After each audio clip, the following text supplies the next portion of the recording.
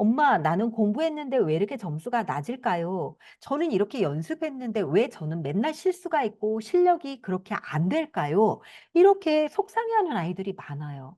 이럴 때 이 부분에 대해서 분석하고 수학적으로 계산하고 또 과학적인 방법으로 이왕이면 과학적인 방법으로 탐구해서 문제를 해결하는 것과 관계가 있어요.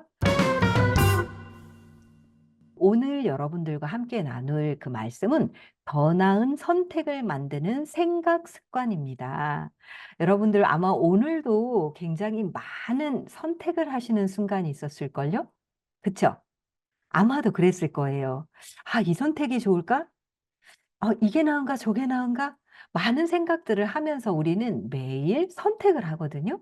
근데 더 나은 선택을 위한 생각 습관에 대해서 이야기를 해 드릴 거예요. 여러분 5 월은 무슨 달일까요? 저는 발견하는 시기라고 생각을 해서 5 월을 여러분들과 오늘 함께 발견이라는 주제로 해 보고 싶은 거예요.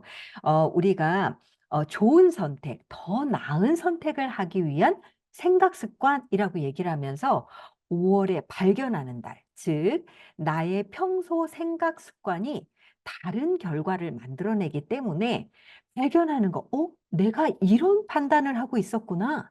이런 습관이 있었구나.' 이런 거를 해 보려고요. 자 그래서 논리적 사고란 사람이 사고하는 과정, 사고가 뭐냐면 생각하고 판단하는 과정에서 논리적인 원리와 규칙에 따라 판단해서 결론을 도출하는 거예요. 자, 아무렇게나 떠오르는 대로 결정하는 게 아니라 논리적인 원리와 규칙을 가지고 좀 더 나은 선택을 하기 위해서 좀 더 객관적이고 합리적인 사고방식을 말하는데요. 자, 논리적인 사고 한번 볼게요. 논리적인 사람은요.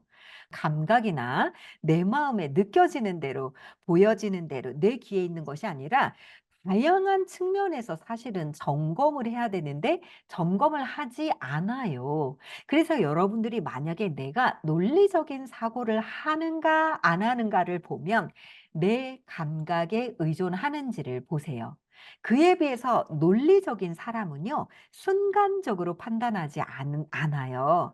즉흥적으로 판단하거나 습관적으로, 그리고 당장 결정하거나 기분에 따라 행동하거나 선택하거나 이런 것들이 대체로 논리적이지 않을 가능성이 있다는 거죠.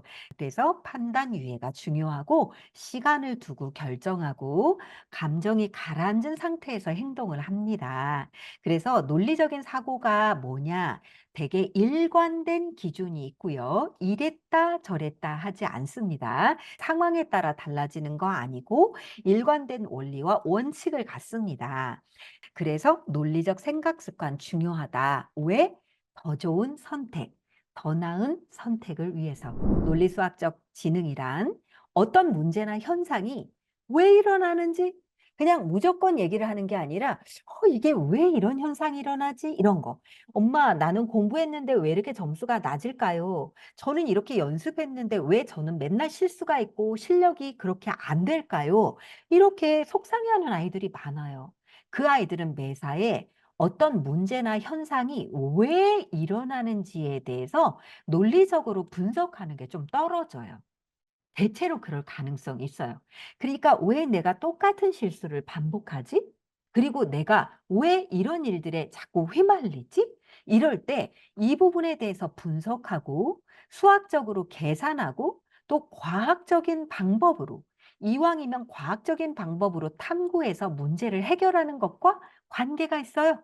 그래서 쉽게 즉흥적으로 금방 결정하지 않고 신중하게 이왕이면 '원인이 뭘까?'를 분석해 보고 그거를 과학적으로 탐구해 보는 거. 논리적 사고는 논리적으로 규칙과 절차에 따라 생각하는 거고 수리력은 계산을 좀 하는 거고요.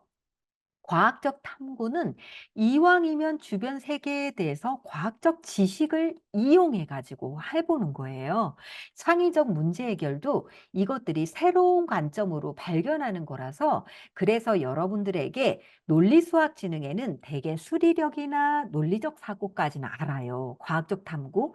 그런데 창의적 문제 해결이 포함되어 있다는 건 살짝 모르세요.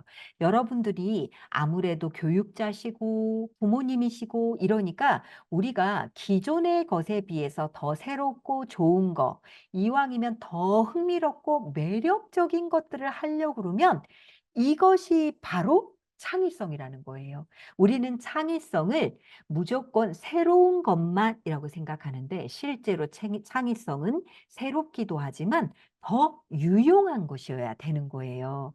그래서 우리가 더 나은, 더 나은 것, 더 better한 거를 만드는 거다. 그래서 혹시 여러분들이 창의성에 대해서 애들이 엉뚱하기만 한 거라고 그러면은 그게 아니라 가장 창의적인 사람들, 그리고 직장에서도 잘 인기리에 있는 사람들은 보면 아이디어도 재밌지만 그 아이디어가 되게 합리적이고 좀 더 편리함을 만드는 효과적인 방법인 경우가 많아요. 그래서 창의성이란 이렇게 논리적, 합리적인 사고와 더 나은 그래서 특별하고 독특한 발상을 위해 발견하는 태도는 매우 중요합니다. 그래서 오늘 발견하는 태도 여러분들이 사람들 속에 있는 좋은 발견을 찾아냈으면 좋겠습니다. 자, 여러분 이 중에 발명품이 뭐라고 생각하세요? 어떤 게 발명품일까요? 어떤 것이 발명품일까요? 네.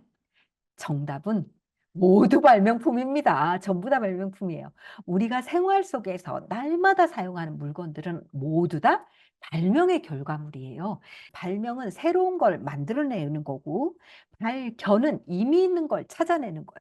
발견을 통해 발명도 하지만, 그러나 발견은 그냥 있는 거를 발견하는 정도라면, 발명은 새로운 작업으로 뭔가를 만들어내는 건데, 발명가가 되려고 하면 우리가 이렇게 거창하게 하는 것도 있지만 조금 더 낮게 이왕이면 이전보다 조금 더 낮게 그래서 발명에는 제품 발명, 방법을 발명하는 거, 개선 발명이 있어요. 그래서 우리가 특허 출원이 있고 실용신안, 디자인권, 상표권 이런 것들이 있는데 이런 거 다 스카인턴십에서 어린이들 눈높이에 맞춰서 얘기해 드릴 거예요.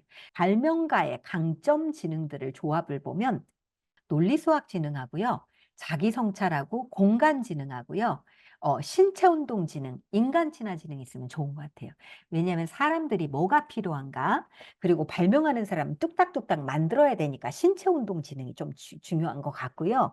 그리고 공간지능 이렇게 입체적으로 만드는 과정에서 그리고 자기성찰 이게 뭐가 필요한가 개선해 나가고 이런 것들이 있는 것 같아요. 전인기 소장님 발명가 그리고 책도 이분은 많이 쓰셨거든요. 발명 그리고 대한발명가 협회장이기도 하시고 심사위원장이기도 하고 그래요.